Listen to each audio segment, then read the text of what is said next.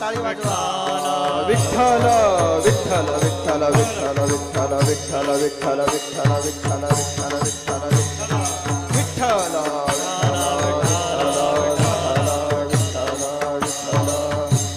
पुंडलिक वरदा हरी विठ्ठल श्री ज्ञानदेव तुकाराम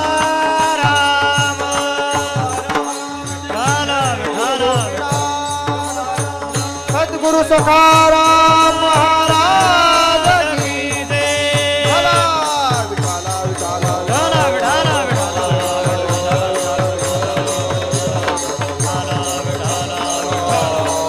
बोला बोला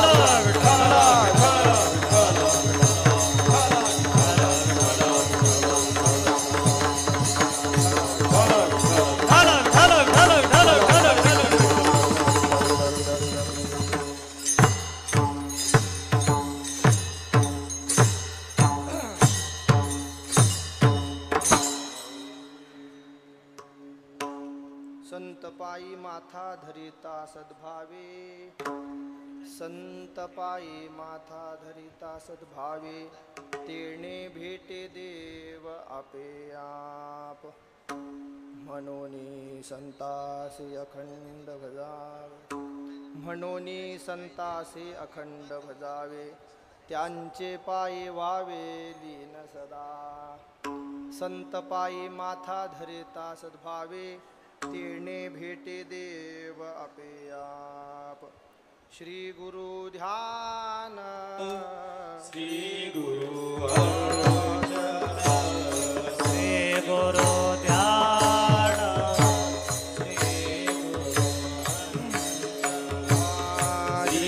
गुरु ध्यान श्री गुरु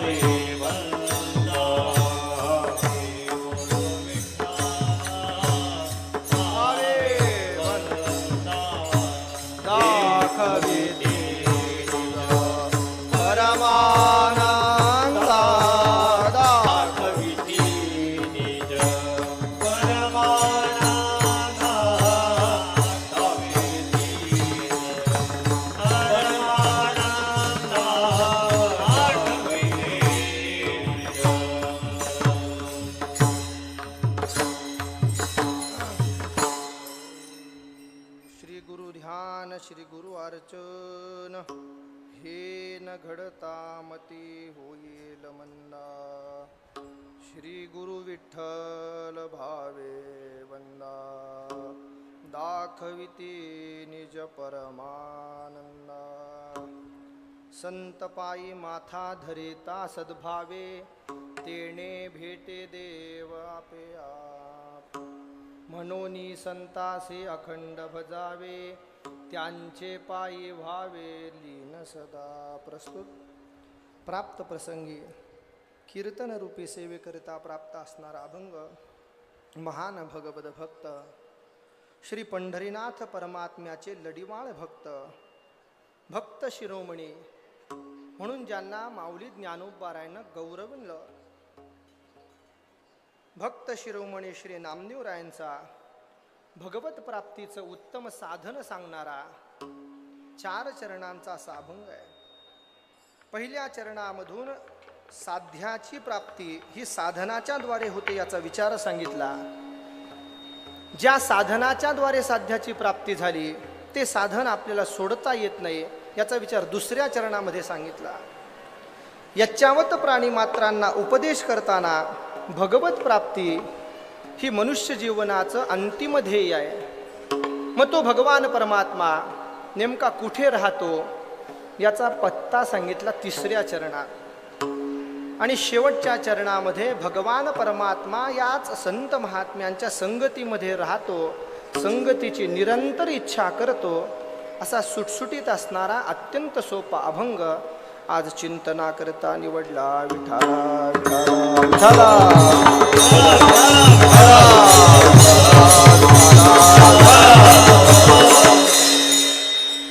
परम पवित्र असणाऱ्या या पुरुषोत्तम मासाच्या निमित्तानं श्री अंमळनेरकर महाराज सेवा संघ आयोजित हा अखंड हरिनाम सप्ताह तथा ग्रंथराज ज्ञानेश्वरी पारायण सोहळा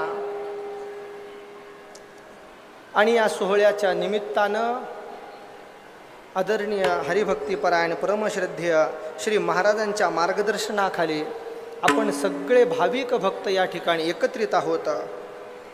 गेल्या 4 दिवसांपासून आपण या अनुपम अद्वितीय सोहळ्याचे साक्षीदार होत आहोत. मी पहिल्याच दिवशी प्रवचनामध्ये सांगितलं की रामलीला मैदानावरती ग्रंथराज श्री ज्ञानेश्वरी पारायण सोहळा झाला आणि त्या सोहळ्यामध्ये आम्ही पारायण करते म्हणून सहभागी होतो. हे आमच्या जीवनातलं एक मोठं ध्येय आहे. जीवनातल्या काही गोष्टींचा ज्या वेळेला आपण विचार करतो त्यावेळेला त्या उत्सवाला मी होतो. इथे मीपणाचा बाद करू शकत नाही. परमार्थामध्ये मीपणाचा अभिमान मिरवावा लागतो काही ठिकाणी. तद्वत आपण या उत्सवाचे साक्षीदार आहोत. आपण या उत्सवामध्ये काही ना काही निमित्तानं सहभागी झालो आणि तुमच्या सर्वांप्रमाणेच पहिल्या दिवसापासून या उत्सवामध्ये मी सहभागी आहे. सहभागी असताना रोज ज्ञानेश्वरी पारायणाकरता उपस्थित आहे, रात्रीच्या कीर्तनाकरता शेवट का होईना उपस्थित आहे. उपस्थिती आहे, मंडपामध्ये उपस्थिती आहे. मी कुठेही असलो तरी सगळं लक्ष मंडपामध्ये आहे. आणि या उत्सवामध्ये सहभागी होत असताना काही अडचणी येतात, वेळ प्रसंग निर्माण होतात. मग अशा वेळेला रिकाम्या जागा भराव्या लागतात. रिकाम्या जागा भरण्याचं काम आज माझ्याकडे आलेलं आहे. याचे 2 कारण मी सांगेन. एक कारण, ज्यांच्या पावन उपस्थितीनं मार्गदर्शनानं हा उत्सव होतोय त्या श्री श्रद्धेय महाराजांचं आमच्यावर असणारं प्रेम, वैयक्तिक माझ्यावर न करता संपूर्ण परंपरेवर असणारं प्रेम, ऋणानुबंध. अगदी जिथे कमी तिथे अगोदर आम्ही आणि मग इतर, असाच विचार महाराजांकडे आत्तापर्यंत झालेला दिसतोय बरं का. मला सांगायला आवडेल, महाराजांच्या सेवेची त्रितपपूर्ती, महाराजांना गादीवर येऊन 36 वर्ष पूर्ण झाले म्हणून पंढरपूरच्या मठामध्ये आम्ही एक उत्सव केला. उत्सवातले कीर्तनकार आम्हीच आमच्या हाताने लिहिले. म्हणजे आम्ही लिहिल्यामुळे आमची कीर्तनं त्यात नव्हते, साहजिकच सगळ्यांची कीर्तन होते. पण काल्याच्या कीर्तनाच्या दिवशी सकाळी चालू भजनातून महाराजांनी फोन केला 11 वाजता. फोन उचलल्यानंतर मला म्हटले काल्याचं कीर्तन आज करावं लागेल, कारण 10 ते 12 भजन आणि भजनाच्या नंतर 2 ते 4 काल्याचं कीर्तन होतं. मी म्हटलं ज्यांचं कीर्तन होतं त्यांचं काय झालं. नाही म्हटले तब्येत बरी नाही त्यांची. मी म्हटलं मी कीर्तन नाही करत, पत्रिकेत नाव नाही म्हटलं माझं. गमतीनं बोललो. त्यांनी आमच्या तीर्थरूप गुरुवर्यांना फोन केला, सांगितलं कीर्तनाला पाठवा. आता हायकोर्टातून ऑर्डर आल्यानंतर माझा नाईलाज होता, मला जावंच लागलं. त्या ऋणानुबंधाचं स्मरण मला आज झालं की ज्या वेळेला कुठे काहीतरी अडचण निर्माण होईल त्यावेळेला अग्रक्रमानं महाराजांच्या मुखात पहिलं नाव, सेवेकरता पहिलं नाव. हे एक कारण या कीर्तनाकरता आहे. आणि दुसरं कारण, आज ज्यांची कीर्तनरूपी सेवा आहे ते भक्त शिरोमणी श्री नामदेवरायांचे वंशज श्री हरिभक्तीपरायण ज्ञानेश्वर महाराज नामदास हे आम्हाला ज्येष्ठ बंधूप्रमाणे आहेत. त्यांचा आणि आमचा अत्यंत ऋणानुबंध आहे. अगदी त्यांच्याही अनेक पिढ्यांपासून आमचा आणि त्यांचा संबंध आहे. बहुतेक त्याच संबंधातून महाराजांनी सकाळी ग्रंथ प्रकाशित करता करताच मला सांगितलं कीर्तन करावं लागेल. मग मी विचारलं, नाही केलं तर जमणार नाही का? तिथं बसल्यावर महाराज, तुम्ही येण्याच्या अगोदर आमचं जे झालं ते सांगतो बरं का तुम्हाला. आता हे सांगू नये खरं, पण तुम्ही सगळे आपले हात म्हणून सांगतोय. तिथे बसल्याबरोबर मी विचारलं नाही केलं तर काय होईल? त्यांनी सांगितलं मी हाताला धरून उभं करेन. काय सांगितलं? मी हाताला धरून उभं करेल. माझा तेवढा अधिकार आहे. मी म्हटलं तुम्ही हाताला धरलं म्हणूनच उभं राहायला शिकलो विठाला.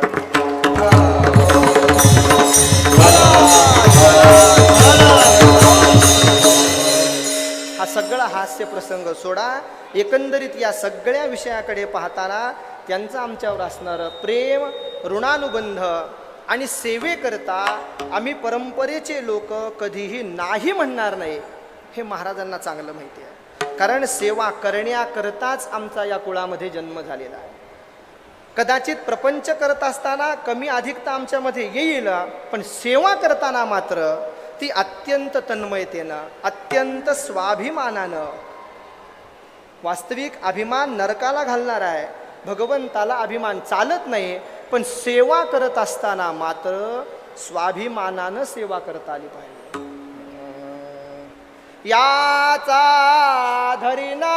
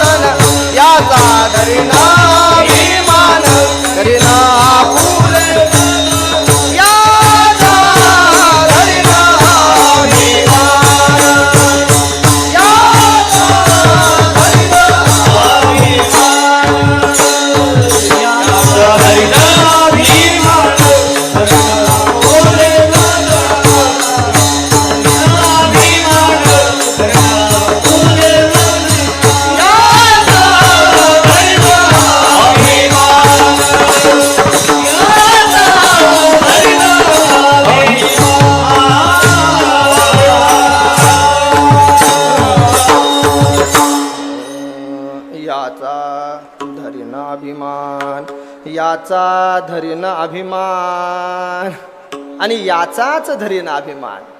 कळलं तर घ्या, नाही तर सोडून द्या. इतर कुठल्याही प्रकारचा अभिमान नाही, फक्त सेवेचा अभिमान आहे. आणि त्या सेवेच्या अभिमानातून, सेवेच्या ऋणानुबंधातून, सेवेच्या तन्मयतेतून महाराजांनी आज्ञा केली आणि म्हणून इथे उभा राहिलो. उभं राहिल्यानंतर विचार केला, नामदेवरायांचंच कीर्तनाचं होतं म्हणून नामदेवरायांचाच अभंग सेवेकरता घेतला.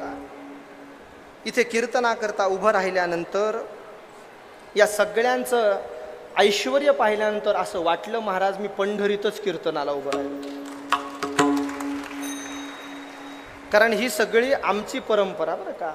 कीर्तनामध्ये कंबर बांधून उभारणं, कीर्तनामध्ये फेटा बांधून उभारणं हे काही दाखवण्याकरता उभं राहायचं नाही आहे, ही भगवंताची सेवा आहे. तरणा भाग्यवंत नटे हरी कीर्तना. इतर वेळी आम्ही अगदी 3/4 वर जरी असलो तरी टाळ घेताना मात्र आम्ही आमच्या पोशाखामध्ये असलं पाहिजे.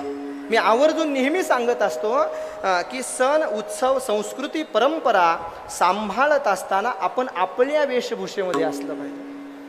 अभिमान असला पाहिजे आपल्या वेशभूषेचा. डोक्यामध्ये कमीत कमी टोपी तरी असली पाहिजे.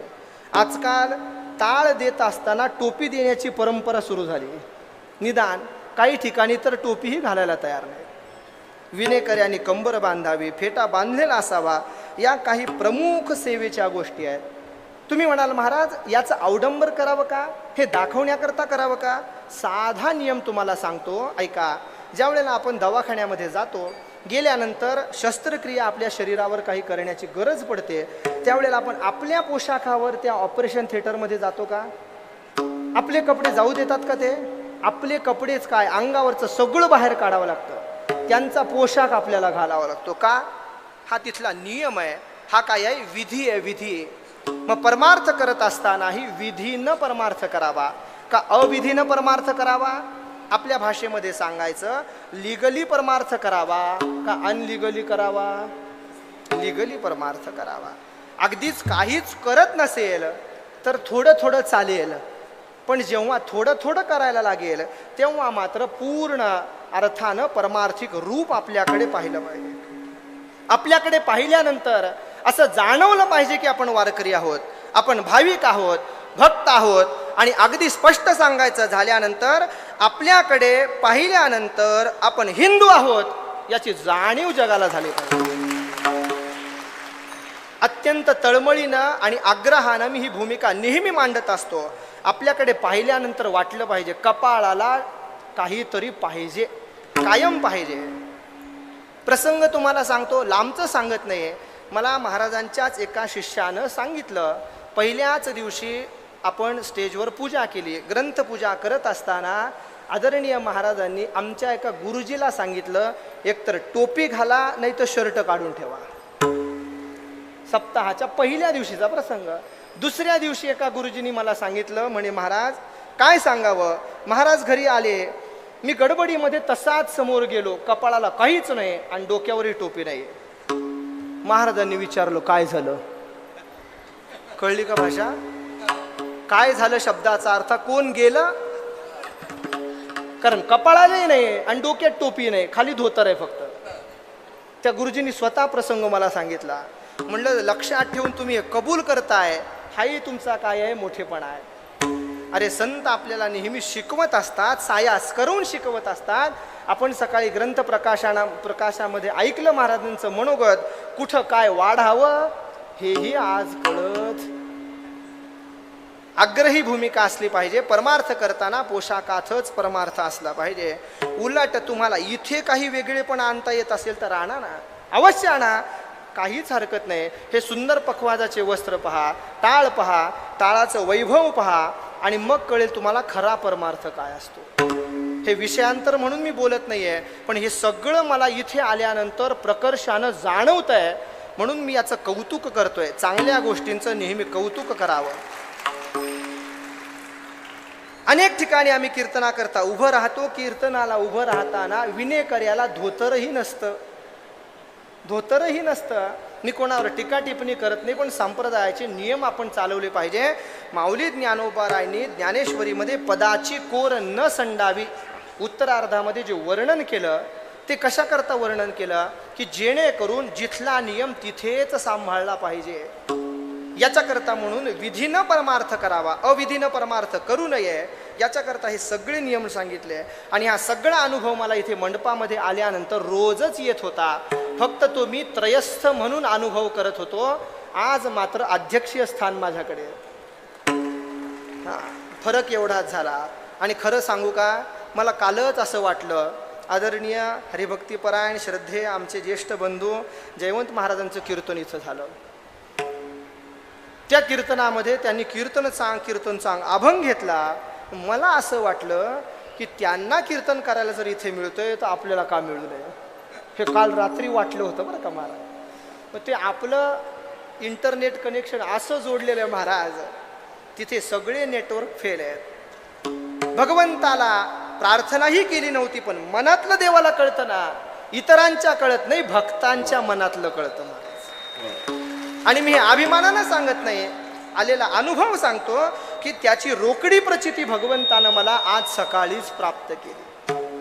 असं वाटलं, ऐसा सांडोनी सोहळा मी का पडे निराळा.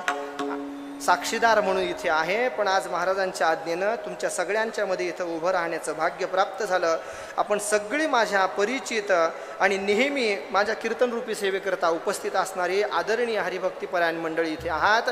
आपल्या सगळ्यांच्या चरणी नतमस्तक होतो आणि माझ्या चिंतनरूपी सेवेला आरंभ करतो. विठाला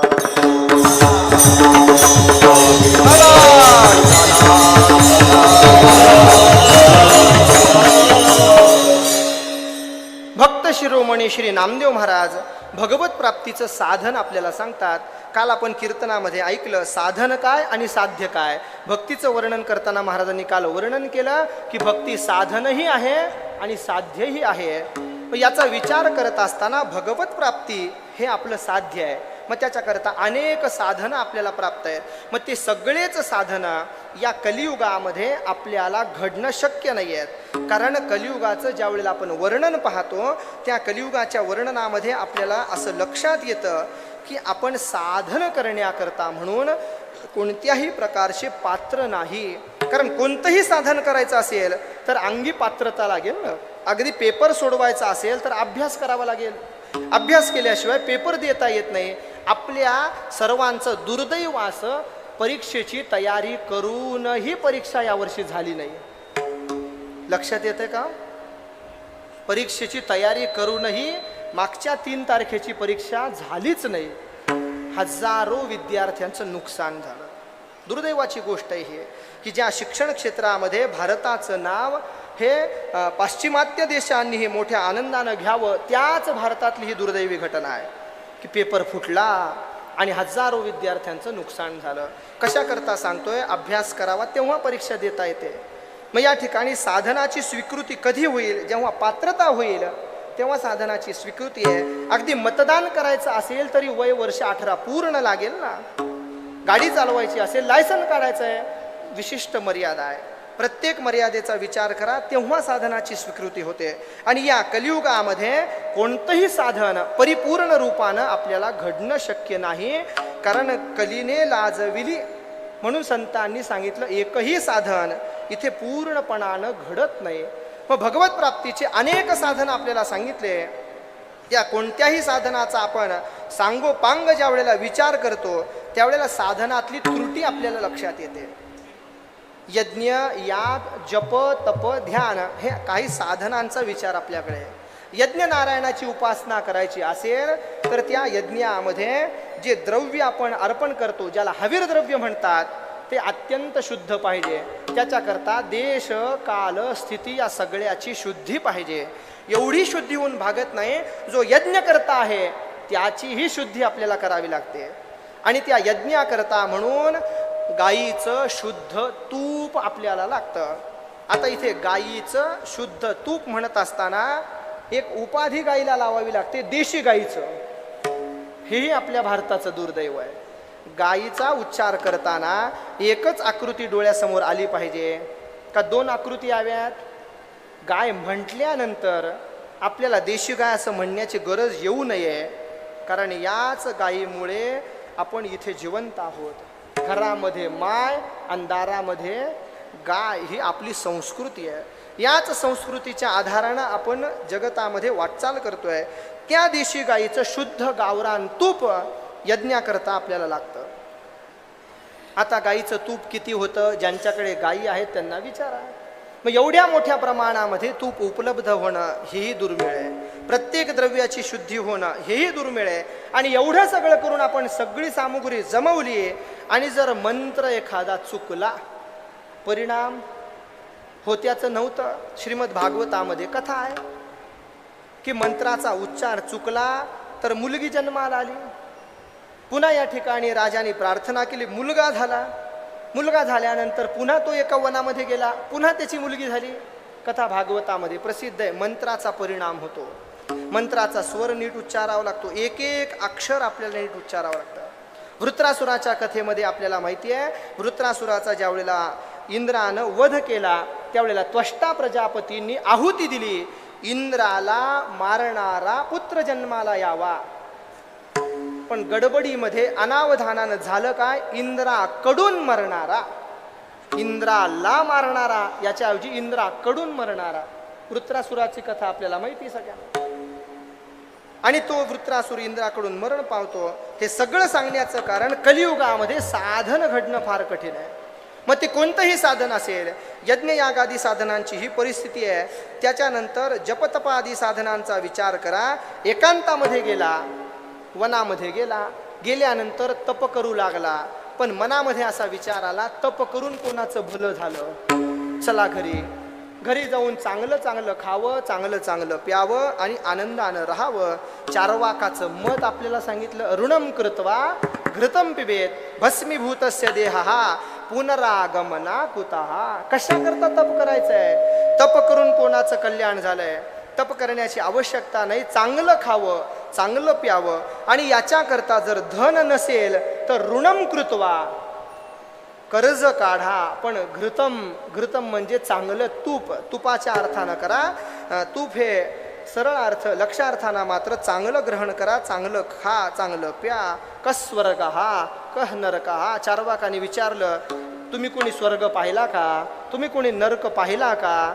जर नसेल पाहिला तर मग त्याची भीती बाळगून युक्त आहारवीर कशा करता होताय? करू नका. म्हणजे तप नावाचंही साधन फार कठीण आहे. जगद्गुरु तुकोबारांनी सांगितलं की तप करण्याकरता वनामध्ये गेला, पण गेल्यानंतर त्याचे इंद्रिय त्याला त्रास देऊ लागले. इंद्रिय त्रास देत असताना त्या इंद्रियांच्या मागे त्याचं मन धावू लागलं आणि म्हणून त्याचं तप सफल होत नाही. जगद्गुरु तुकोबारांचं एकच कीर्तन ऐकून संतोबा पवारांना वैराग्य झालं. वैराग्य झालं आणि वैराग्याच्या धारणेनंतर त्यांनी सर्व संघाचा परित्याग केला. वनामध्ये एकांतामध्ये राहू लागले. एक गृहस्थ आपल्या बायकोला नेहमी त्रास द्यायचा. बाहेरून कुठूनही आला, विचारायचं जेवण तयार आहे का, स्वयंपाक तयार आहे का. तिनं नाही म्हटलं की यानं बोलावं, संतोबा पवार होऊ का, म्हणजे वनामध्ये जाऊ, संन्यास घेऊ का. कंटाळून गेली ही माता. एक दिवस हेच संतोबा पवार भिक्षे करता तिच्या दारात आले. आल्याबरोबर हरी विठ्ठल म्हणून हाक मारली, भिक्षा मागितली. मातेनं विचारलं, आपण कोण आहात? यांनी सांगितलं, मी संतोबा पवार. तुकोबारांचं एक कीर्तन ऐकलं, वैराग्य झालं. हिनं सांगितलं, माझे पती असा त्रास देतात. संतोबांनी सांगितलं, एक काम करा, आता जर ते म्हणतील ना तर खुशाल व्हा म्हणून सांगायचं. आले संध्याकाळी घरी. आल्यानंतर रागवू लागले, स्वयंपाक तयार नाही का, ही भाजी का केली, ती भाजी का केली. विचार करता करता, हो का संतोबा? तिनं सांगितलं, खुशाल व्हा. कारण संन्यास घेण्याकरता जर विवाह झाला असेल तर पत्नीची परवानगी आवश्यक आहे, शास्त्र मर्यादा आहे. आणि जर विवाह झाला नसेल तर मातेची परवानगी आवश्यक आहे. भगवत पूज्यपाद आचार्यांच्या चरित्रातला प्रसिद्ध प्रसंग आहे. परवानगीशिवाय संन्यास घेता येत नाही. आता संतोबा व्हायचं म्हटल्यानंतर यांनी विचार केला, घरातून बाहेर पडले. जिथे संतोबा राहत आहेत तिथे वनामध्ये पोहोचले. विचार केला, संतोबा व्हायचं म्हणजे काय व्हायचंय? तिथे जायचं, नामचिंतन उपासना करायची. 2 वेळेला उत्तम प्रकारचं सुग्रास जेवण मिळेल. तिथं गेल्यानंतर संतोबांनी सांगितलं, अंगावरचे कपडे काढा. धोतर सोडलं, त्याचं चिरगुट फाडलं, एक लंगोटी लावली. का? वनामध्ये राहायचंय ना, कशाची गरज आपल्याला नाही. हातामध्ये माळ दिली आणि सांगितलं, विठ्ठल विठ्ठल नामचिंतन करा. एक माळ जप झाल्यानंतर हात दुखू लागला. हात दुखू लागल्यानंतर विचारतात, महाराज प्रसाद किती वाजता आहे? प्रसाद किती वाजता आहे? संतोबांनी सांगितलं, ज्ञानेश्वरी पारायण झालं की लगेच. आपल्याकडे पारायण झालं की लगेच. संतोबांनी सांगितलं, बाबा असं आहे, इथे प्रसादाची काही व्यवस्था नाही. एक काम करा, इथे कडुलिंबाचा पाला ठेवलेला आहे, तो पाला चांगला वाटा, तांब्याभर रस तुम्ही घ्या आणि तांब्याभर मलाही द्या. यांनी सांगितलं, बरं होतं घरीच, कसं का होईना, उशिरा तरी मिळत होतं. इथे लिंबाच्या पानांचा 1 चमचा रस आपण पिऊ शकत नाही. गुढीपाडव्यालाच काय ते आपण कडुलिंबाचा उपयोग करतो, तोही वर्षातून एकदा. आमच्यासारख्या पुढच्या पिढ्यांना तर आता नाईलाजाने तो ग्रहण करावा लागतो. अगदीच एखाद्या अमावस्येला किंवा श्रावणीच्या वेळेला पंचगव्य घ्यायचा प्रसंग आला तर कान नाक डोळे सगळं वाकडं होतं आणि तिथे लिंबाचा रस घ्यायचा, तोही तांब्याभर. यांनी वाटला, महाराजांना तांब्या दिला, यांनी काही घेतला नाही. होता होता दुपारचे 4 वाजले. पोटातले कावळे ओरडू लागले, नामचिंतनामध्ये लक्ष लागेना, विचार करू लागले. जे होतं ते चांगलं होतं, इथे अडकून पडलो. आता महाराजांना हात जोडले, महाराज चुकलं माझं, आता मला परत प्रपंचात जायचंय. महाराजांनी सांगितलं, जाण्याकरता अवस्था आहे का पहा, अंगावर कपडे नाही, चिरगूट लावलेलं लंगोटीचं, आणि आता प्रपंचात जाता कसं? महाराज काही करा पण मला घरी पाठवा, आता मला घरी पाठवा. घरी पाठवा म्हटल्यानंतर त्यांच्या काही म्हशी तिथे चारण्याकरता आलेल्या होत्या. महाराजांनी सांगितलं, म्हशीची शेपटी धरा आणि पुढे चालत राहा. कोणी विचारलं कुठं चाललात की सांगायचं, मी नाही चाललो, ही म्हैस मला घेऊन चालली. अगं म्हशीच्या मागे मागे घरामध्ये पोहोचले. पोहोचल्याबरोबर बायकोला नमस्कार केला. बायको म्हणाली, चमत्कार झाला. म्हणजे बायकोला नमस्कार करू नये, शास्त्र मर्यादा आहे. पण मात्र यांनी नमस्कार केला आणि सांगितलं, चुकलं माझं. कोणतंही तप करणं हे सोपं काम नाही. बोलायला खूप सोपं वाटतं, पण तुकोबारांनी सांगितलं, बोल बोलता वाटे सोपे, करणे करता टीर कापे. अगदी तप करण्याकरता मन आपलं एकाग्र होत नाही. ते मन अतिशय चंचल आहे, क्षणात कुठे तर क्षणात कुठे जाईल. तुकोबारांनी सांगितलं, तपासी ते मन, करू पाहे घात, धरोनी सांगात इंद्रियाचा, धरोनी सांगात इंद्रियाचा, धरोनी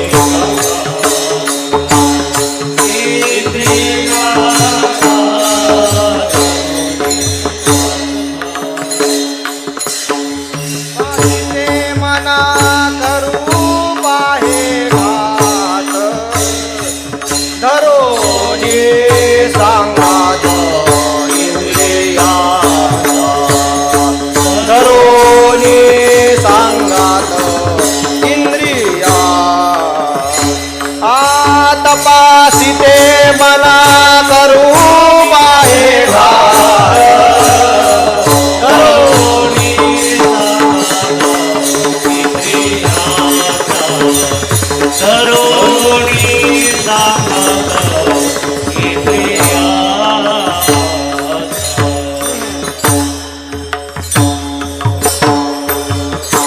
इंद्रिय मोठे चंचल आहेत, आपल्याला कुठे घेऊन जातील सांगता येत नाही. आपण गमतीनं नेहमी सांगत असतो, विना गळ्यात आणि मन, म्हणजे इथं नाही बरं का, दुसरीकडचं सांगतो. हे काय आहे? आपली अवस्था आहे. म्हणून तप नावाचं साधन आपल्याला कलियुगामध्ये घडणं फार कठीण आहे. 1 सेकंद आपल्याला स्थिर बुद्धीनं बसता येत नाही. हे आपलं दुर्दैव आहे. काय दुर्दैव आपलं? विचार करा की जिथे दिवस दिवस साधू संत एकाच आसनामध्ये बसतात, तिथे आपण क्षणभर मांडी घालून बसू शकत नाही. आज स्थिर चित्त होऊ शकत नाही. माऊली ज्ञानोबाऱ्यांनी ज्या स्थितप्रज्ञाचं लक्षण सांगितलं ते तर आपल्याला नुसतं ऐकूनही कळणार का? आपण त्या भूमिकेमध्ये पोहोचू शकत नाही. इतकी चंचलता आपल्या अंतःकरणामध्ये निर्माण झालेली आहे. म्हणून तप नावाचं साधन होऊ शकत नाही. ध्यान नावाचं साधन आपण जर स्वीकारलं, डोळे बंद केले, तर आपल्याला दिसतं काय? काय दिसतं? घर दिसतं, प्रपंच दिसतो, शेत दिसतं, शेतामध्ये असलेले उभे पिकं दिसतात, पाऊस पडला म्हणून काही पिकं आडवे झालेले दिसतात. सगळं प्रपंच आपल्याला आठवतो, पण भगवंताचं स्वरूप मात्र आपल्याला आठवत नाही. म्हणून ध्यान नावाचं साधन फार कठीण आहे. मुळामध्येच कोणतंही योगाचं साधन करणं हे फार कठीण आहे. माऊली ज्ञानोबारांनी सांगितलं, योगाची या वाटा जे निघाले गा सुपटा. योगाचा मार्ग हा अतिशय दुर्लभ आहे. ते ध्यान नावाचं ही साधन आपल्याला घडू शकत नाही. अनंत विषय आपल्या चित्तामध्ये आहेत आणि ते आपण एकाग्र होत असताना ते बाहेर येत राहतात सारखे सारखे. सारखे सारखे बाहेर येतात. कसे बाहेर येतात सांगू का? आपल्या थोडंसं जवळचं उदाहरण, आपण अनेक प्रकारचे कोल्ड्रिंक्स पितो, शीतपेय. त्या शीतपेयांमध्ये काही असे आहेत की जे हलवले की त्याचा फेस बाहेर येतो. फेस बाहेर येतो, झाकण उघडायचा अवकाश किती आहे, सगळं वर येतं. त्याच पद्धतीनं डोळे बंद केले, एकाग्र होण्याचं विचार नुसता मनामध्ये आला तर सगळे विकार असे ओथंबून बाहेर येतात. आणि मग त्या एका एका विचाराच्या मागे आपलं मन धावतं. अगदी कधी कधी रात्रही निघून जाते विचारांमध्ये, आपल्याला कळत नाही. हे ध्यान नावाचं साधन आपण करू शकत नाही. सगळ्याच संतांनी विचार केला की अनंत प्रकारचे साधन आहेत, पण हे सगळेच साधन कलियुगात होऊ शकतील असं नाही. अहो, भगवंताच्या उंबरठ्यापर्यंत ते साधन जाऊ शकत नाही. ते न पवती याच्या दारवंटावो. मग असं असताना कृपाळू असणाऱ्या संतांनी विचार केला. केवळ जगत कल्याणाकरता अवतार धारण करणारे संत, जगताचं हितकर्ते असणारे संत, भगवंतापर्यंत पोहोच करणारे संत, केवळ जगताचं हित साधावं याच्याच करता इथे अवताराला येणारे संत कृपावंत झाले. मुळात त्यांचा स्वभाव कृपाळू आहे. आपल्याला अनेक ठिकाणी त्याचा विचार करता येईल. त्यांच्या कृपेचा अनुभव आपण अनेक वेळेला घेत आलेलो आहोत. ते संत हे जगताकडे पाहतात, विचार करतात या जगताचा उद्धार होईल कसा. अनेक साधनं उपलब्धी असताना विचार होऊ शकत नाही. मग त्या संतांनी विचार करायला आरंभ केला. संत एकांती बैसले, एकांतामध्ये बसले. विचार करताना असं लक्षात आलं की बाबा, ज्या पूर्वी संतांनी आपल्याला जो मार्ग सांगितलेला आहे त्याच मार्गाने आपण गेलं पाहिजे. म्हणून मग विचार करता करता असं लक्षात आलं की सोपं साधन यांना आपण काहीतरी सांगितलं पाहिजे की त्या साधनानं आपल्याला भगवत प्राप्ती होऊ शकते. असं सोपं साधन या सगळ्या संतांनी आपल्या पुढे ठेवलं की फक्त त्यांच्या संगतीमध्ये आपण पोहोचलो की आपल्याला भगवत प्राप्ती झाली म्हणून समजा. तेने भेटे देव आपे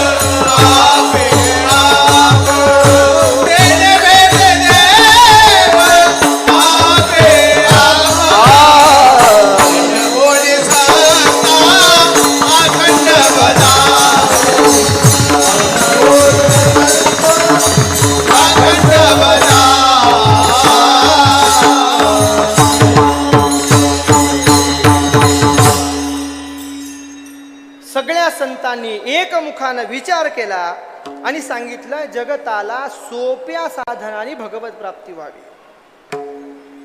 नाथ महाराज, माऊली ज्ञानोबाराय, जगद्गुरु तुकोबाराय आदी प्रत्येक संतांनी याच्याकरता प्रयत्न केले. नामदेव महाराज आपल्याला सांग, आपोआप परमात्मा आपल्याला भेटेल. कसा भेटेल? कसा भेटेल परमात्मा आपल्याला? आपोआप भेटेल. का आपोआप भेटेल? याचा अर्थ या जीवाचं वर्णन करताना सगळ्याच संत महात्म्यांनी वर्णन केलं या जीवाला कमी कष्टामध्ये फार लाभ प्राप्त करण्याची इच्छा आहे. अगदी कमी कष्टामध्ये चांगलं प्राप्तव्य व्हावं अशी इच्छा आहे.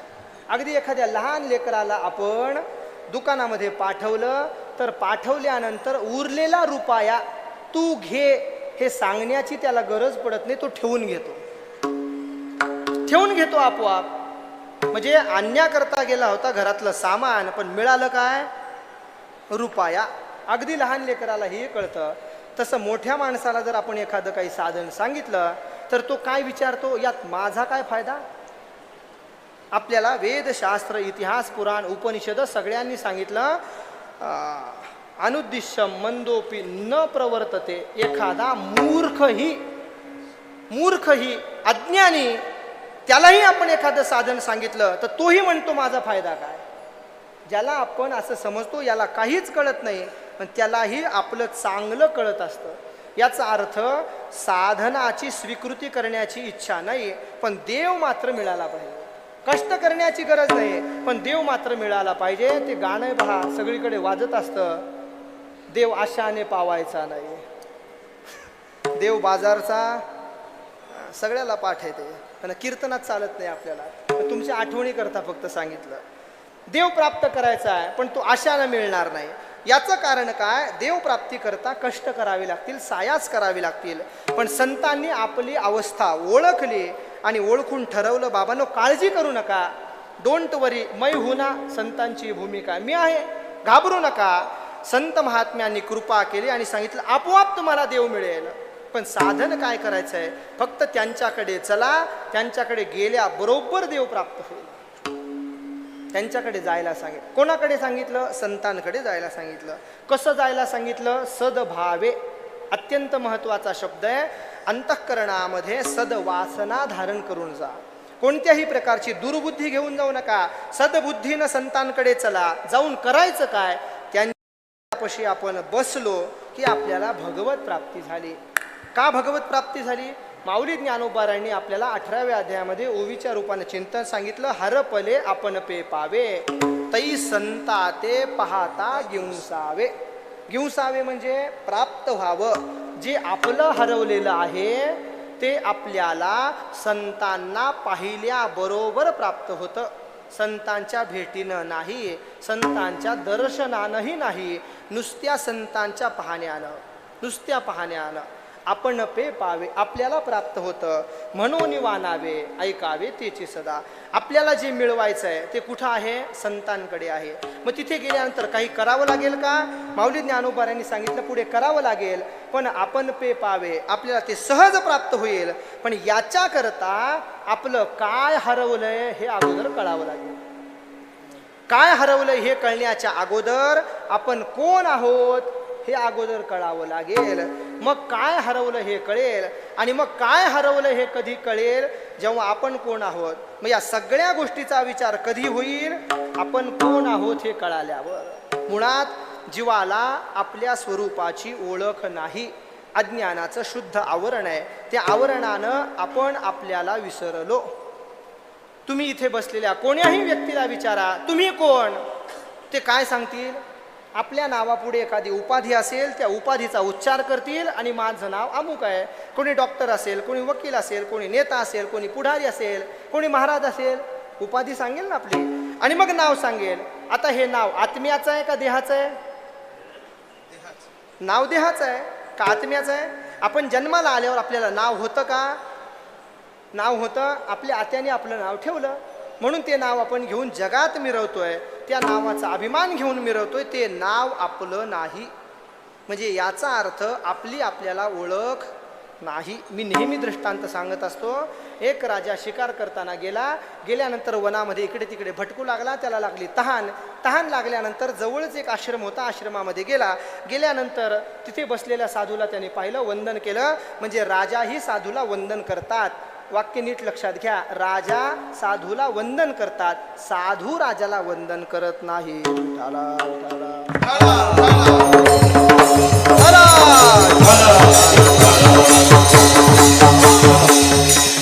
साधूनं वंदन केलं, याचना केली. तद्भावे जलम पिबेत. साधूच्या, संतांच्या, देवाच्या, गुरुच्या घरी गेल्यानंतर प्रसाद घ्यावा. जर गुरुदेवांची आज्ञा आहे, संतांची आज्ञा, प्रसाद घ्या म्हटल्यानंतर तिथे कोणत्याही प्रकारचा विकल्प निर्माण होता कामा नये. तिथे आपलं व्रतही असेल तरी व्रत मोडल्याचा दोष लागत नाही. प्रसाद घ्यावा, प्रसादाच्या ठिकाणी दुर्बुद्धी निर्माण करू नये. साधूनं सांगितल्यानंतर प्रसादाचं ग्रहण केलं पाहिजे. नाही प्रसाद शिल्लक काय करावं, तद्भावे जलम पिबेत. नुसतं पाणी तरी घोटभर मागून घ्या, तोच प्रसाद आहे. या साधूच्या समोर राजानं याचना केली, साधूनं पाणी दिलं. पाणी दिल्यानंतर राजाच्या मनामधला सुप्त अहंकार निर्माण झाला आणि राजाने असं जाणलं की साधूने आपल्याला कदाचित ओळखलं नाही. म्हणून राजा आपला परिचय देऊन लागला. अहो, ज्याच्याकडे सत्ता आहे, संपत्ती आहे, पद आहे, त्या माणसाला थोडासा अभिमान असतोच आणि त्याला असं वाटत असतं की माझी ओळख यांच्यापर्यंत पोहोचावी. राजानं ओळख करून देताना सांगितलं, या क्षेत्राचा मी राजा आहे. साधूनं क्षणभर अत्यंत स्थितप्रज्ञ दृष्टीनं पाहिलं आणि विचारलं, जर राज्य नसेल तर राजा कुठून? राजाही हुशार होता. राजाने सांगितलं, या क्षेत्रामध्ये सगळ्यात श्रेष्ठ धनवान मी आहे. माझ्याकडे धनसंपत्ती आहे म्हणून मी धनवान आहे. राजाने विचारलं, जर तुझ्याकडे धन नसेल तर तू धनवान कुठून? अचानक नोटबंदी झाली, सगळ्यांची फजिती झाली का नाही? अरे धन नसेल तर तू धनवान कुठून? राजाने सांगितलं, मी क्षत्रिय योद्धा आहे. तिसरं उत्तर दिलं. राजाने उत्तर दिल्याबरोबर साधूने सांगितलं, युद्ध क्षेत्रामध्ये योद्धा, युद्धाच्या क्षेत्रामध्ये योद्धा. आता युद्ध चालू आहे का? 3 वेळेला उत्तर दिल्यानंतर चौथ्यांदा राजाने सांगितलं, मी कोण आहे हे मलाच माहीत नाही. राजानं कबुली दिली. म्हणजे राजाला कळालं की आपण कोणीच नाही आणि आपल्याला कधीच कळत.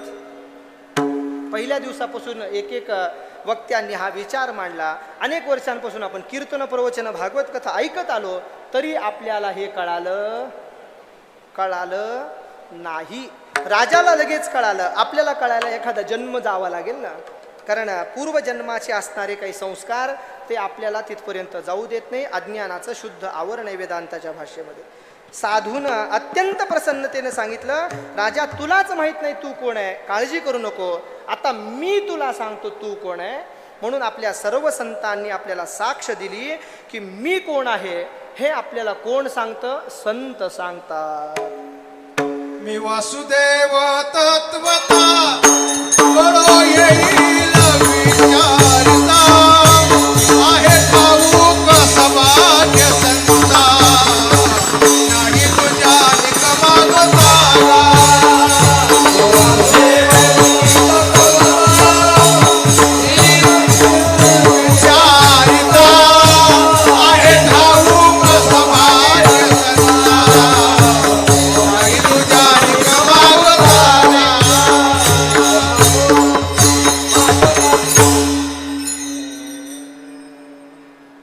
वासुदेव तत्वता कळो येईल विचारिता, आहे ठाऊक सभाग्य संता, नाही तुझा अनिक मागुतागा. मी वासुदेव आहे हे कोण सांगतंय आपल्याला? दुसरं कोणीतरी सांगतं.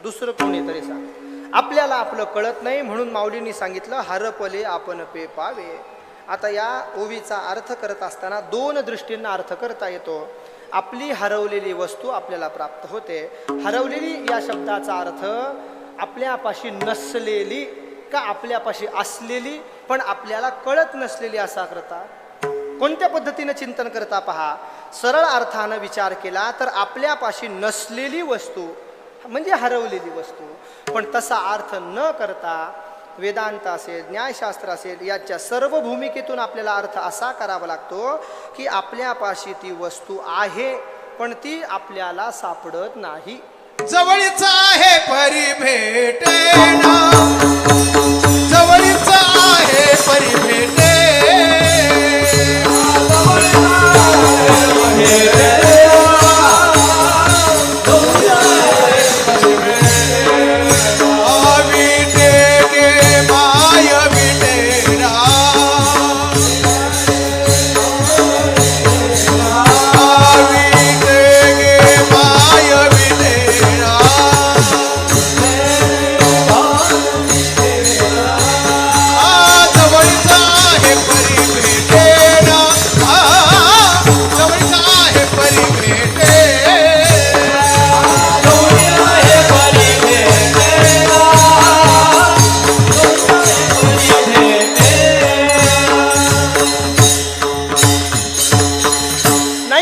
नाहीत आपल्याला, काय सापडत नाही आपल्याला, जवळ आहे पण सापडत नाही.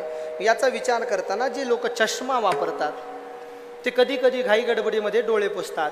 डोळे पुसता पुसता चष्मा वर करतात. वर केल्यानंतर आपल्याला चष्म्याचं विस्मरण होतं. विस्मरण झाल्याबरोबर घरभर आपण चष्मा शोधत फिरतो. सगळ्या घरातल्या लोकांना डोक्यावर घेतो, बाबा चष्मा कुठे आहे. घरातलं कोणीतरी येतं आणि म्हणतं, बाबा चष्मा तुमच्याच डोक्यावर आहे. म्हणजे माझ्याकडे चष्मा नाही आहे, ज्याच्याकडे आहे त्याला विचारा. चष्मा डोक्यावरच आहे. कोणाच्या डोक्यावर आहे? आपल्याच डोक्यावर आहे. कोणाचा चष्मा आहे? आपला चष्मा आहे. पण सापडला का आपल्याला? हरपले आपण पे पावे. सोप्या दृष्टांताना म्हणजे याचा अर्थ काय, जे आपल्यापाशी आहे ते आपल्याला कळत नाही. का कळत नाही? तर अज्ञानाचं आवरण. संत करतात काय? भगवत प्राप्ती करून देतात. याचा अर्थ देव प्राप्त करून देतात. नाथ महाराजांचा आहे प्रसिद्ध अभंग आहे, हरिप्राप्तीसी उपाय धरावे संतांचे ते. प्राप्तीचा उपाय सांगितला म्हणजे देव काही अप्राप्त आहे का आपल्याला? देव प्राप्त आहे. देव अप्राप्त नाही आपल्याला, पण तो कळत नाही. कसा कळत नाही? सगळ्याच संतांच्या जीवनचरित्रातले प्रसंग आहेत. आपण ज्यांचा अभंग घेतला आहे त्यांचंही जीवनचरित्र पहा. भक्त शिरोमणी श्री नामदेवराय भगवंताचे लढीवाळ भक्त आहेत. अखंड भगवंताच्या सन्निधानामध्ये 24 तास आहेत. अगदी देवाला उठवण्यापासून रात्री झोपेपर्यंत आहे. एक वेळचा प्रसंग आहे. संत श्रेष्ठ सावता महाराज पंढरीला आले. आल्यानंतर नामदेवरायांनी त्यांचं स्वागत केलं. नामदेवरायांच्या सोबत ते दोघं जण गेले गोपाळपूरला. गोपाळपूरला गेल्यानंतर तिथून आले विष्णुपदाला. विष्णुपदाला आल्यानंतर भगवंताला असं वाटलं, 2 साधू एकत्र आलेले आहेत, मग आपण का जाऊ नये म्हणून हिंडे मागे मागे. भगवंतही गेला, पण जाताना देव वेश पालटून गेले. जसं शांतीब्रह्म एकनाथ महाराजांना मलंग वेशामध्ये देवानं दर्शन दिलं, तोच वेश देवानं धारण केला. तेच सगळं स्वरूप, तीच झोळी आणि 4-5 कुत्री सोबत, ते सगळं स्वरूप घेऊन देव गेले विष्णुपदाला. विष्णुपदाला गेल्यानंतर सावता महाराजांनी वंदन केलं. नामदेवरायांनी हात जोडले नाहीत. सावता महाराजांनी भगवंताला वंदन केलं. देवानं आपल्या झोळीतले शिळे तुकडे काढले, त्याच कुत्रीचं दूध काढलं आणि त्याच्यात ते मिक्स केले, कालवले आणि तो प्रसाद सावता महाराजांच्या हातावर ठेवला. सावता महाराजांनी तो प्रसाद ग्रहण केला. नामदेव महाराजांनी मात्र प्रसाद घेतला. का घेतला नाही? भगवंताचा जो वेश होता त्या वेशाकडे पाहून देवाने सांगितलं, यांचं आम्हाला काही चालत नाही. हे नामदेवरायांनी जाहीर केलं महाराज. मग आपल्याला चालेल का? आपल्याला चालेल? निदान आपण बघून घेतलं पाहिजे. कोणाकडून घ्यावं, काय घ्यावं, कसं घ्यावं हे आपल्याला कळलं पाहिजे. नामदेवरायांनी सांगितलं, यांचं आम्हाला काही चालत नाही. देव गेले निघून. सावता महाराजांना निरोप दिला. त्याच्यानंतर रावळामध्ये आले. दुपारतीच्या वेळेला देवाने तोंड फिरवून घेतलं. देवाने सांगितलं, महाराज तुमच्याशी मला वार्ता करायची नाही, भाषण करायचं नाही. देवाला विचारलं, महाराज झालं काय देवा? देवाने सांगितलं, मी आलो होतो. नामदेवराय म्हणतात, खोटं बोलतात काय देवा? आम्ही दोघंच होतो. अरे 8वा प्रसंग. नामदेवरायांनी सांगितलं, कोणीतरी आलं होतं दाढी जटा वाढवून, लुंगी घालून, हातामध्ये झोळी घेऊन. देवाने सांगितलं, मीच होतो. नामदेवरायांनी सांगितलं, देवा मग मला का कळलं नाही? बघ भगवान परमात्माने नामदेवरायांना केलं काय? आळंदीला पाठवलं संत सभेमध्ये. आणि संत सभेमध्ये गेल्यानंतर मग नामदेवरायांची परीक्षा झाली. गोरोबा काकाने हातामध्ये थापटणं घेतलं आणि थापटून सांगितलं की हे मडकं अजून कच्चं आहे. कच्चं असल्या कारणानं नामदेवरायांनाही देव कळाला नाही. हे याच्याकरता सांगतो. तिथे आपल्यासारख्याला देव कळेल काय? आपल्याला देव कळत नाही. तो आपल्यापाशीच आहे, आपल्याला कळत नाही. मग कळवून देणारे कोण आहेत? प्राप्त करून देणारे कोण आहेत? शोधून देणारे कोण आहेत? तर ते संत महात्मे आहेत. मग त्या संतांकडे गेल्यानंतर आपोआप आपल्याला परमात्मा प्राप्त होईल. म्हणून नामदेवराय सांगतात, संता पायी धरिता भाव तेने भेटे देव आपया. अहो प्रत्येक संतांकडे चला, देव आपोआप प्राप्त होतो. पण मुळामध्ये संत कोण आहेत याची ओळख आपल्याला असली पाहिजे. मुळात देवाची ओळख नाही तर संतांची काय ओळख होईल? संत कळाले तर निदान देव प्राप्त होईल. पण गंमत अशी आहे, देव आणि संत हे दोन्हीही दुर्लभ आहेत, दोन्ही दुर्लभ आहेत. नारद महर्षींनी सांगितलं की बाबा संतांचा संग दुर्लभ हा अमोघ हा अमोघ. अहो काय सांगावं, शब्द नाही तर अत्यंत दुर्लभ संतांची संगती आहे, दुर्लभ संतांचं दर्शन आहे. पण मात्र नारद महर्षी सांगतात लभ्यते अपि तत्कृपायैव, तुझ्याच कृपेनं प्राप्त होईल अशी या दोघांची गंमत आहे. देव प्राप्त होत नाही, कदाचित देव मिळेल, संत मिळणार नाही. संत प्राप्त झाले, देव भेटणार, दुर्लभत्व सांगितलं. मग या संतांकडे गेल्यानंतर भगवत प्राप्ती होते. त्या संतांची आपल्याला ओळख असली पाहिजे. मग संत असतात कसे? दाढी वाढवणारे, भगवे कपडे घालणारे, एक हात वर करणारे, एक पाय वर करणारे, डोक्यावर चालणारे. संतांचे काही लक्षणं सांगितली असतील ना. कुंभमेळ्यामध्ये आपण पाहतो अनेक प्रकारचे संत आहेत. वारकरी संप्रदायाचे भीष्माचार्य आदरणीय वैकुंठवासी वक्ते बाबा नेहमी सांगायचे, गमतीनं सांगायचे, 12 वर्ष हात न धुतलेले संतांचं लक्षण. 12 वर्ष हात न धुतलेले, 12 वर्ष आंघोळ न केलेले, हे संतांचं लक्षण होऊ शकत नाही. मग संतपणा हा कुठे बाजारात प्राप्त होतो का? गेला दुकानात, दिले काही रुपये आणि सांगितलं द्या किलोभर संतपणा, नाही संतपणा मिळत. सगळ्या संतांनी एकमुखानं सांगितलं बाबा हा संतपणा बाजारात मिळत नाही. नाही संतपण मिळत हे हाते हिंडता कपाटे हिंडता कपाटे नाही संतपण मिळत हे हाटे हिंडता कपाटे नाही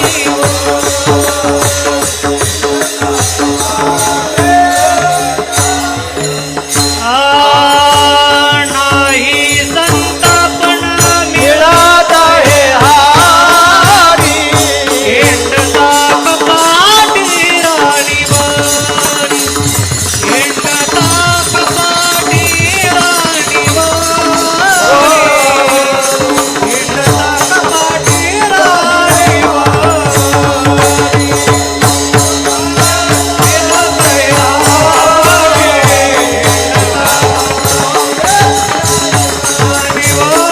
हिंडता कपाटे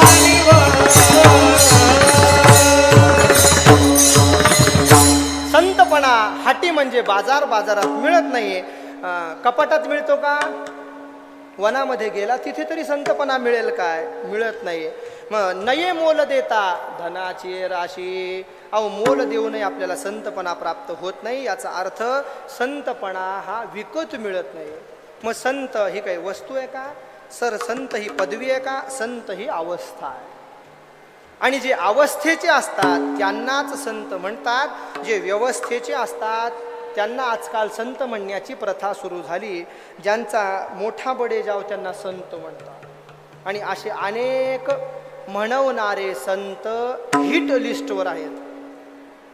सध्या सगळीकडे बटन दाबलं की एका संताचं चरित्र प्रगट होतं. ते म्हणवणारे संत आहेत, प्रत्यक्ष असणारे संत नाहीत. जगद्गुरु तुकोबार यांनी अत्यंत मार्मिक लक्षण सांगितलं. ज्याला दुसऱ्याच्या पायामध्ये टोचलेल्या काट्याचा अनुभव घेता येतो त्याला संत म्हणतात. त्याला संत म्हणतात.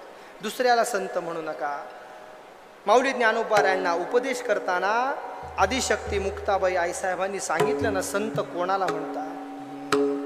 योगी पावन मनाचा योगी पावन मनाचा योगी पावन मनाचा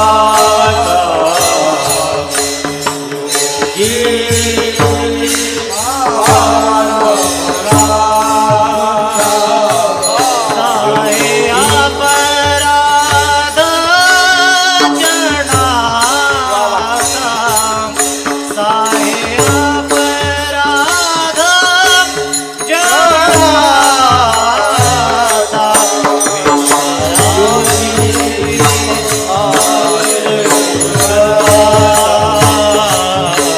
ईश्वर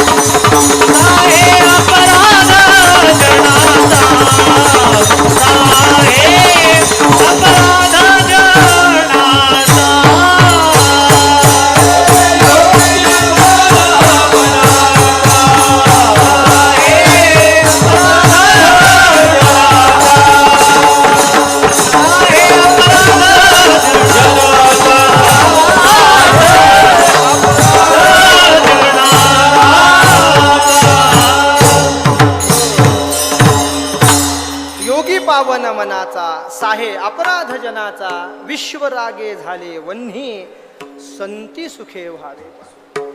या काही अभंगांचा लोक गैरवापर करतात.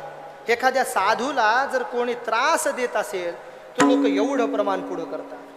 अरे तुमची लायकी आहे का साधूला प्रमाण सांगण्याची? अरे मुळातच साधूचं अंतःकरण स्थितप्रज्ञ झालेलं आहे, त्याला उपदेश करण्याची तुमची पात्रता तरी आहे का? विनाकारण साधूला त्रास देत जाऊ नका. त्याचे बरे नव्हे उभय लोकी, भगवान परमात्मा ही त्याचं बरं चिंतत नाही. म्हणून या ठिकाणी संतांचा विचार सांगताना सर्व जगताचं दुःख संत महात्मे सहन करतात. अगदी शेजाऱ्याचंही दुःख संतांना कळतं, शेजाऱ्याचं वाटोळं व्हावं ही आपली भावना आहे, पण मात्र सर्व जगताचं कल्याण व्हावं ही संतांची भूमिका आहे.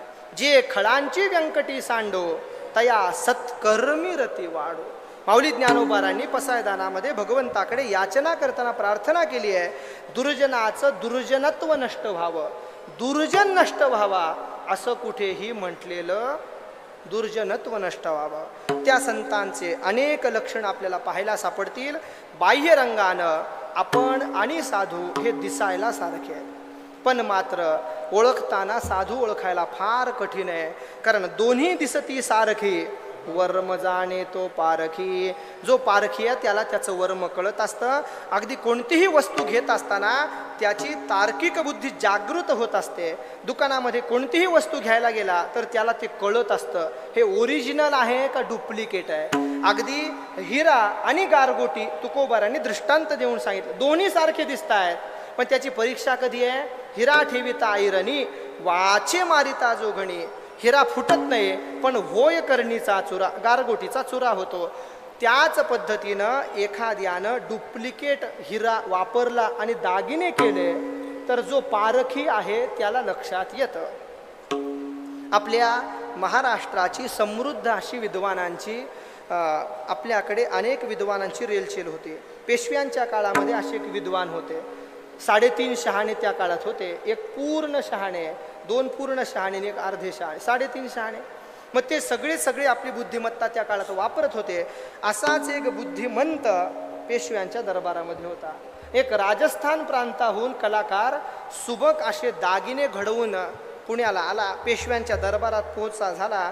त्या राजस्त्रियांना त्याने दागिने दाखवले, ते पसंत पडले. पसंत पडताना त्यांनी चांगल्या प्रकारानं, उत्तम प्रकारानं मार्केटिंग केलं. मार्केटिंग करता यावं तेव्हा माल विकला जात असतो. त्यानं सांगितलं, इकडच्या राजाने घेतलं, तिकडच्या राजाने घेतलं, याने घेतलं, त्याने घेतलं. आता ह्याने घेतलं त्याने घेतलं की म्हटल्यानंतर आपल्याला वाटतं आपणही गरज नसली तरी आपण अशा अनेक वस्तू गोळा करत फिरत असतो. या सगळ्यांना ते दागिने आवडले. पेशव्यांनी सांगितलं, या आपल्या माणसाने त्याची खात्री केल्याशिवाय आपल्याला दागिना घ्यायचा नाही. सगळ्या महिला उठून गेल्या. तो कलाकार जो दागिने घेऊन आला होता त्यानं ते दागिने हातात दिले. यांनी निरखून पाहिलं, अगदी कलाकुसर, अगदी उत्तम प्रतीचा नमुनाच जणू काही. ते दागिने पाहता पाहता काही दागिने खाली ठेवलेले होते आणि त्या दागिन्यांवर एक माशी येऊन बसली. ऐकताय ना तुम्ही? दागिन्यांवर जिथे खडा लावलेला आहे, डायमंड, हिरा, त्याच्यावर एक माशी येऊन बसली. बसल्यानंतर निरीक्षण शक्ती जागृत झाली. विचार केला, हिऱ्यावर माशी बसत नाही. माशी कुठे बसते?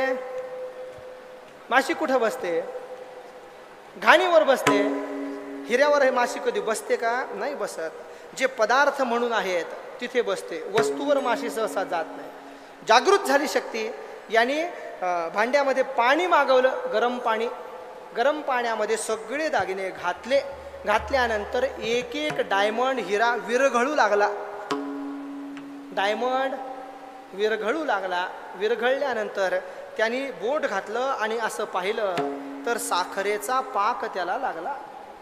तो एकही खडा हिरा नव्हता. काय होतं? खडी साखर होती. पण हे कळालं कधी? जो वर्म जाणणार आहे त्याला हे कळालं. आपण विकत घेतले नसते का? दिसतं तसं नसतं म्हणून आपण जाणीव असली पाहिजे, आपल्याला वर्म कळालं पाहिजे. म्हणून या जगाच्या पसाऱ्यामध्ये अनेक पद्धतीनं म्हणवणारे म्हणवून घेणारे संत आपल्याला आजूबाजूला दिसतील. सकल संतांनी तर अत्यंत आग्रही भूमिका मांडली. पोटासाठी संत झाले कलित बहु, पोट भरण्याकरता संत झाले. काय सांगावं, दाढी वाढवणारे, भगवे कपडे घालणारे हे सगळे संतांचे प्रकार नाहीत. मग अंतरंगाचा विचार सांगितला. जिथे अंतरंगामध्ये काही लक्षणं जर आपल्याला अनुभवाला आले तर त्यांना संत म्हणतात, इतरांना संत म्हणू नका. मग त्या संतांचं वर्णन कुठे सापडेल? माऊली ज्ञानोपाराय नाथ महाराज सगळ्या संतांनी भगवंतालाच प्रार्थना केली, देवा आम्हाला संत कळत नाही, तू आम्हाला संत सांग. संत ते कवना, संत ते कवना, संत ते कवना, संत ते कवना, संत ते कवना, संत ते कवना, संत ते कवना, संत ते कवना. हे दानवी पुन्हा केशी राजा,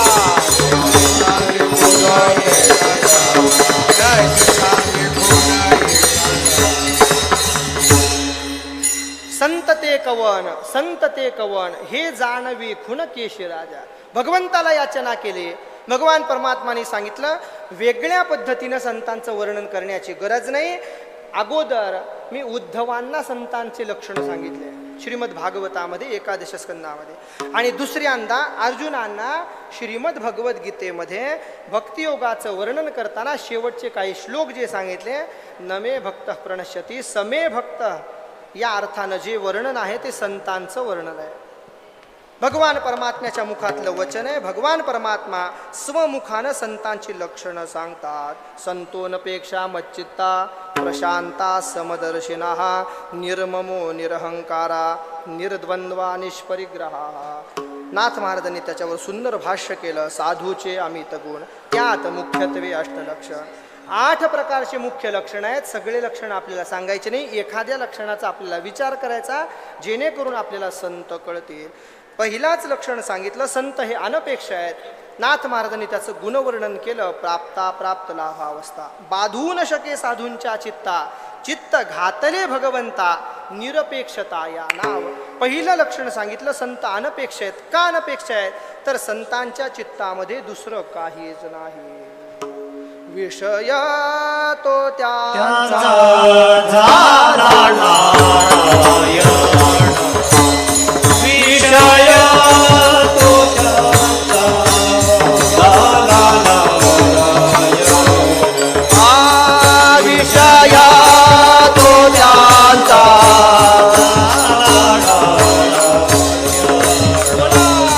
विषय तो त्यांचा झाला नारायण. नावडे जनधना माता पिता, नावडे जनधन माता पिता, नावडे जनधना माता पिता, नावडे जनधन माता पिता. विषया तो त्यांचा दाता नारायण. विषया तो त्यांचा दाता नारायण. विषय तो त्यांचा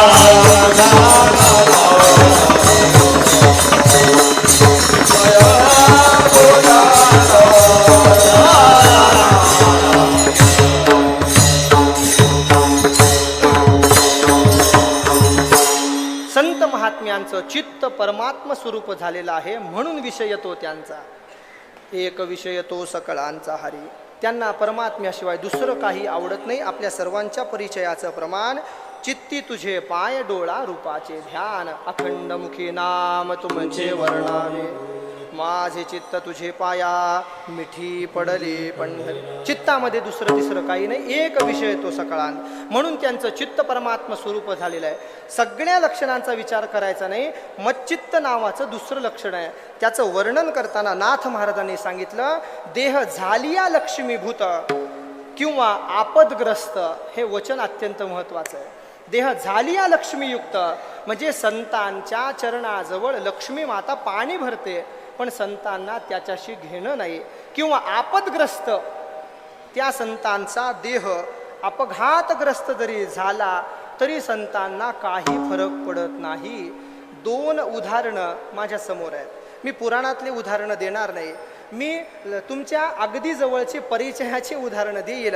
पहिलं उदाहरण वारकरी संप्रदायाचे आध्वर्यू प्रातस्मरणीय सद्गुरू श्री दुंडा महाराज देगलूरकर यांच्या जीवनामध्ये घडलेला प्रसंग आहे. महाराज अनेक विद्यार्थ्यांना पाठ सांगत असत. चातुर्मास कालावधीमध्ये पाठ चालायचे. तदनंतरही अनेक फिरस्तीमध्ये महाराजांचे पाठ चालू असायचे. त्या काळामध्ये आम्हाला कोणत्याही प्रकारचं 4 चाकी वाहन मिळत नव्हतं. बैलगाडीमध्ये प्रवास असायचा आणि महाराज त्या नांदेड भागातल्या फिरस्तीमध्ये प्रवासामध्ये होते. आपल्या वारकरी शिक्षण संस्थेचे आध्वर्यू शांताराम गुरुजी हे महाराजांकडून पाठ घेत होते. महाराज पाठ सांगायचे आणि गुरुजी पाठ घेत होते. बैलगाडीमध्ये पाठ चालला होता आणि त्या बैलगाडीला अस्तमानच्या संध्याकाळच्या वेळेला एवढा मोठा दगड लागला एका चाकाला. बैलगाडी उलटी झाली. उलटी झाल्यानंतर आदरणीय श्रद्धेय महाराज खाली पडले. खांद्याला थोडीशी जखम झाली. गुरुजीही खाली पडले. गाडीवानही खाली पडला. गाडी उलटी झाली. दुसऱ्या सेकंदाला महाराज स्थिर झाले आणि गुरुजीला विचारलं, कुठं चाललं होतं आपलं? देह झाली या अपदभूत. अहो, कोणत्याही स्थितीमध्ये साधूचं अंतःकरण हे स्थिर असतं, मच्चित्त असण्याचं हे लक्षण आहे. आणि दुसरं उदाहरण म्हणजे आम्ही स्वतः घेतलेला गत चातुर्मासातला अनुभव. परमपूजनीय श्रद्धेय महाराजांच्या पायाला इजा झाली. इजा झाल्यानंतर सगळ्यांनी आग्रह केला, दवाखान्यात चला. महाराजांनी सांगितलं काही होत नाही, मी माझे नित्यनेम सोडणार नाही. आम्ही म्हणायचो त्रास होतोय, चला. काही दिवस तर अंगावर काढलं, पण काही भक्तांच्या आग्रहास्तव दवाखान्यात गेले. मग गेल्यानंतर आता पेशंटला आपण भेटायला जातो. पेशंट अगदी डोळे कसे करून, तोंड कसं तरी करून सांगतो, असं झालं तसं झालं. इथं तसा काही प्रकार. दर्शने प्रशस्ती पुण्य पुरुष ही अवस्था दवाखान्यात आम्ही रोज अनुभवत होतो. 10 दिवसपर्यंत आम्ही हा अनुभव घेतला बरं का. एकादशीचा दिवस उजाडला, महाराजांना तळमळ लागली. एकादशीचं चातुर्मासातलं भजन, आम्ही ती अवस्था पाहत होतो ना. दुसरं कुठं चिंतन चालू नव्हतं. शरीराला काय होतं याचा संबंधच नव्हता महाराज. फक्त परमार्थ, फक्त परमार्थ. विषय तो त्यांचा. एक दिवस सलाईन लावलं, एक दिवस सलाईन लावलं तर आम्ही कीर्तन कॅन्सल करतो, कीर्तन रहित करतो आम्ही. इथे तळपायापासून गुडघ्यापर्यंत पाय सुजलेला होता. पण रोज सकाळी पहाटे 5 वाजता ते काढून महाराज मठामध्ये आपल्या उपासनेला हजर होत. रात्रीही मी दवाखान्यात आणि सकाळच्या प्रदक्षिणेमध्ये गाडीतून मला दर्शन महाराज देत होते. प्रदक्षिणेमध्ये म्हणजे 5 वाजता महाराज त्याही अवस्थेमध्ये येत होते. मग स्नान करावं का अशा अवस्थेमध्ये? डॉक्टर सांगतात करू नका. महाराजांनी केलं नाही असं वाटतं का तुम्हाला? त्याच्याशिवाय देवापाशी जायचं कसं? नित्यनेम करायचं. देह झाली या लक्ष्मीयुक्त का आपदभूत. नाथ महाराज सांगतात, कोणत्याही प्रसंगामध्ये असू द्या, साधूचं चित्त मच्चित्त झालेलं आहे. हे सांगताना आजही माझ्या अंगावर काटा येतोय. मी हा प्रसंग स्वतः अनुभवला आणि वैकुंठवासी आदरणीय दुंडा महाराजांचा हा प्रसंग तर आम्ही सगळे बालपणापासून ऐकतो आहोत. या दोनही महात्म्यांचं जीवनचरित्र आज आपल्या पुढे आहे. मला असं वाटतं, इतरत्र कोणत्याही महात्म्याच्या संगतीत जाण्यापेक्षा या दोघांच्या संगतीमध्ये जर आपण गेलो तर तेने भेटे देव, म्हणून आपल्याला भगवंत प्राप्त होईल. विठोबा रघुनाथ. बोला, टाळी वाजवा.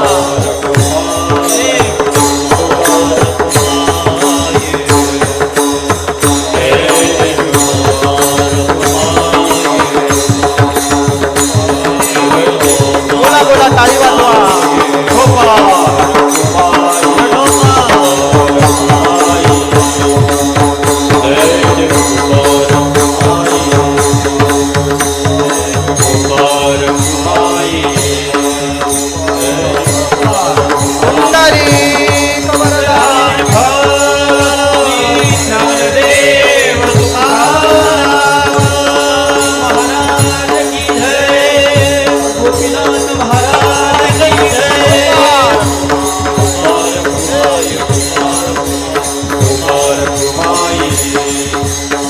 गोपाल कुमारी गोपाल कुमारी जय गोपाल कुमारी गोपाल कुमारी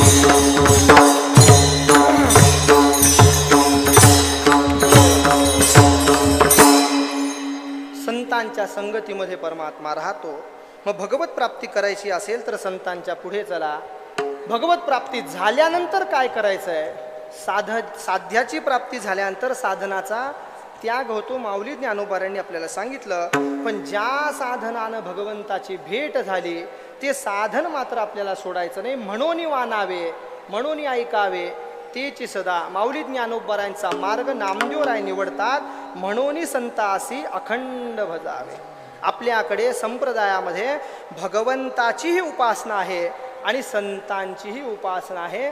उपनिषदातलं प्रमाण आपल्याला सगळ्यांच्या परिचयाचं आहे की बाबा ज्या पद्धतीनं भगवंताची उपासना आहे त्याच पद्धतीनं संतांची उपासना आहे. तद्वत संतांची उपासना आपल्याकडे होते.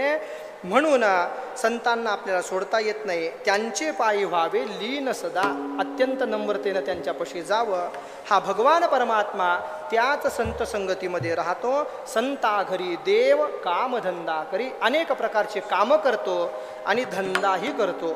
सगळ्याच संतांकडे कामं केले पण मात्र सजन कसायांबरोबर धंदा केला. सजन कसाया विकुला गेमा माळ्या सावत्यास कुरूप धंदा केला. आणि तो भगवान परमात्मा त्या संतांच्या संगतीची निरंतर इच्छा करतो. अभंगाचं शेवट. मन देवाची संता संग, नाम मन देवाची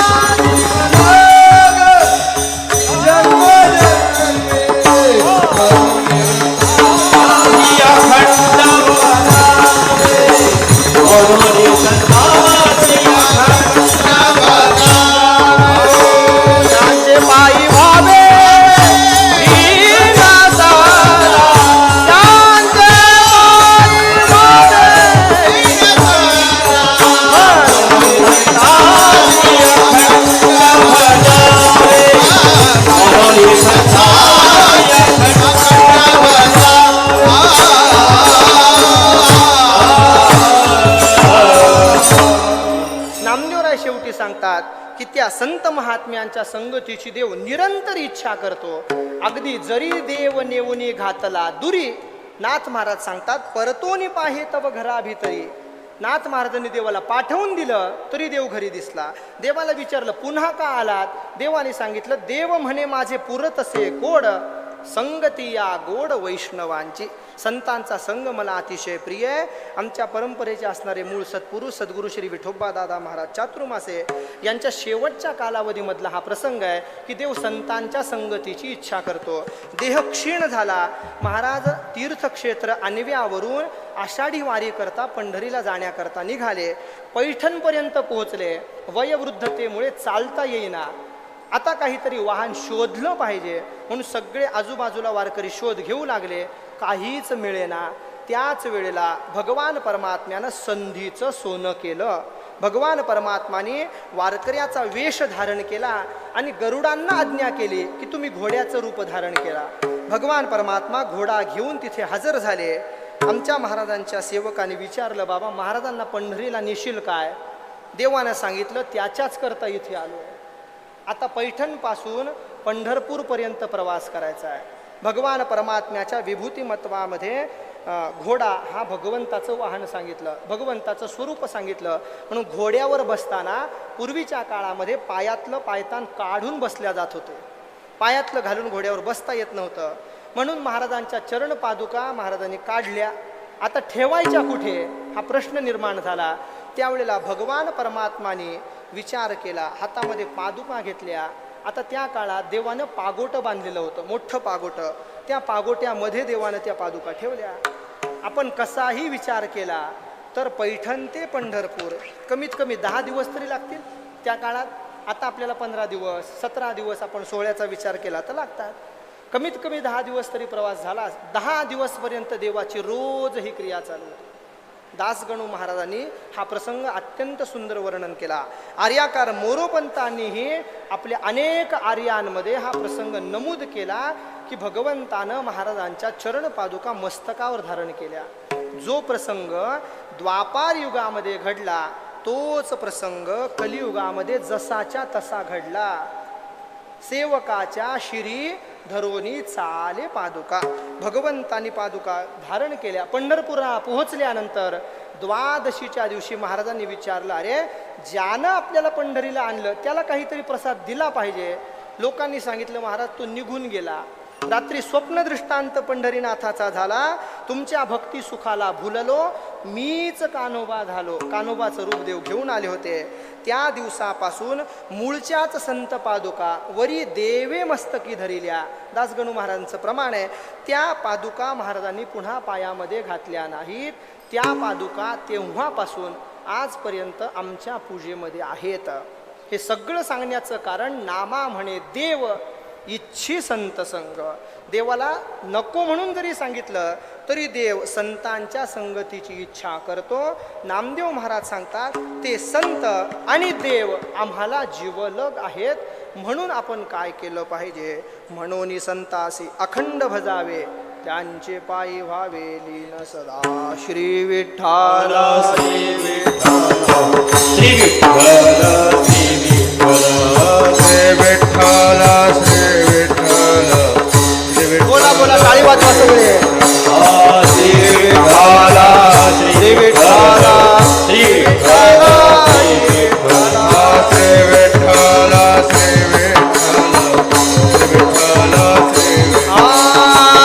विठ्ठल श्री विठ्ठल श्री विठ्ठल श्री श्री विठ्ठल श्री विठ्ठल श्री विठ्ठल श्री विठ्ठल श्री विठ्ठल श्री विठ्ठल श्री विठ्ठल श्री विठ्ठल श्री विठ्ठल श्री विठ्ठल श्री विठ्ठल श्री विठ्ठल श्री विठ्ठल श्री विठ्ठल श्री विठ्ठल श्री विठ्ठल हरि बोल. श्री विठ्ठल श्री विठ्ठल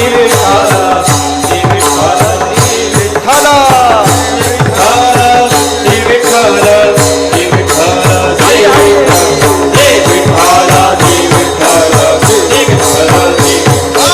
विठ्ठल कुंडली कवरदारी विठोर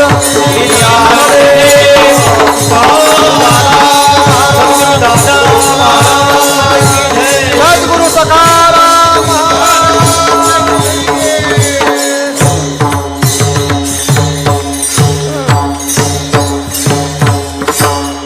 यथामती यथावकाश अभंगाचा भाव आपण पाहण्याचा प्रयत्न केला. तो भाव असाच असेल असा माझा आग्रह नाही. जे मला सुचलं ते मी तुमच्या पुढे प्रगट केलं, पण ते वाकडे का नीट देव जाणे. मी आरंभाला वर्णन केल्याप्रमाणे आदरणीय श्रद्धे महाराजांच्या आज्ञेनं मी आज या ठिकाणी उपस्थित आहे.